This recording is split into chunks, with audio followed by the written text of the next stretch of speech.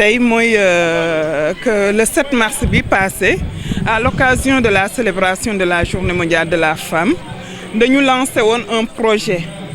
boo xam ne suñu mouvement pour la renaissance de l'espoir ak woon projet bi tudd Move Finance Solidaire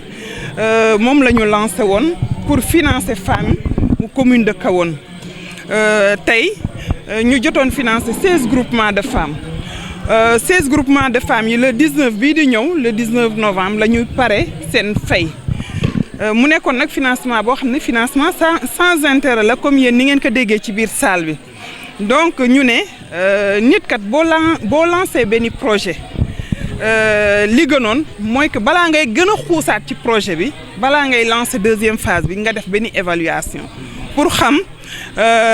projet bi nga lancé lan la apporter population bi est-ce que gis nañ ci njëriñ est-ce que gisuñ ci njëriñ te dégg ngeen que yéen ñëpp dégg ngeen femmes yi li ñu wax ci biir salle bi projet bi amal na leen njëriñ bu baax donc tey jii lan la ñu def moom mooy évaluation première phase boobu nga xam ne 16 groupements de femmes bénéficié wu nañ ci projet Move Finance Solidaire évaluation boobu la ñu doon def léegi ñu profité ci occasion bi xam nga nee nañu ñun politique de développement la ñuy def moom la ñu bëgg a def biir Kahone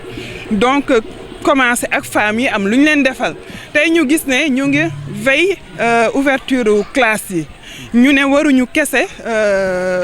jàppale femmes yi mais ku xam Kahone xam ne population bu demi ñun moom moo fi ne am ay orphelins ñii ñàkk seen yaay ñii ñàkk seen papa ñii amatuñu yaay ak papa ñii sax nekk ay doomu ay laago wala ay silmaxa donc ñu ne tey defal yàlla aussi dafa baax ci politique dafa bokk ci politique de développement ñu ne ñooñu xaaruñu dara si ñoom li ñuy xaar rek moom mooy que yàlla bindal ñu ci tuyaaba donc ñu ne nañu recenser ñooñu def ñun lu ñu mën moom mooy jàppale leen ci ouverture bi pour fourniture scolaire donc à peu près liste bi nga xam ne jot nañ ko am nañu 94 à 95 enfants boo xam ne recensé nañ ko ci biir commune bi danañ leen jox léegi seen fourniture scolaire du loo xam ne dañ koy dige mais gis ngeen cadeau yëpp ci biir salle bi loo xam ne dañ koy joxe léegi la kuy ñibbi nga ànd ak sa fourniture scolaire sa kër. gis ngeen ne problème électricité mi ngi posé wu biir Kahone alors que warutoon mën a posé wu biir Kahone ndax fi am nañ fi centrale électrique am fi centrale solaire amuñu électricité te ñu ngi ragal agression donc problème électricité dafa nekk loo xam ne mën na nekk source d'insécurité dans la commune ñu am sur le plan sanitaire ñëpp xam nañ li fi ne wax nañ ko léegi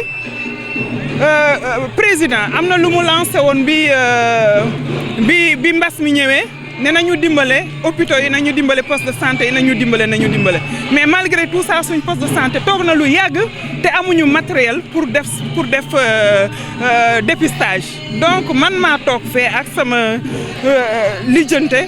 yónnee leen thermoflash am ak yeneen yoo xam ne yónnee naa leen fi donc ñun ñu am problème sur le plan sanitaire am problème tey ndox wax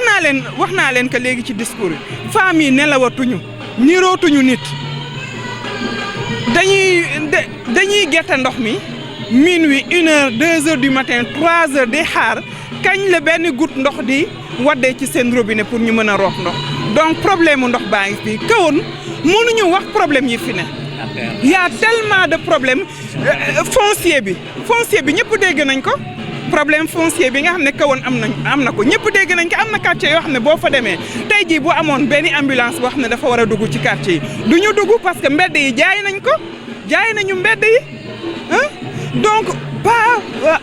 amuñu esprit d'aménagement parce que ci loo gis day am aménagement tey jii Kahone waroon na am aménagement boo xam ne dañu dagg yoon yi joxe suuf si comme ni mu ko waree mais tey jii problème mu Kahone ku toogoon fii di leen koy limal ba suba du jeex parce que y en a tellement on en a marre léegi moo tax man mii jigéen moo tax ma ne damay jóg du góor du jigéen moo may téye damay jóg parce que li nekk sama bopp bi kenn mënu ma ko defaral man mii maa ko mën a defaral sama bopp donc moo tax ma jóg ne laaj baatu askan bi pour changer situation bi nga xam ne gis naa ko sama biir commune te mu nekk loo xam ne neexuma mu nekk situation boo xam ne méngoowul ak ressources yi nga xam ne am nañ ko biir Kahone parce que boo xoolee ressources yi nga xam ne am nañ ko biir Kahone buñ ci doon serviru kon Kahone du mel nii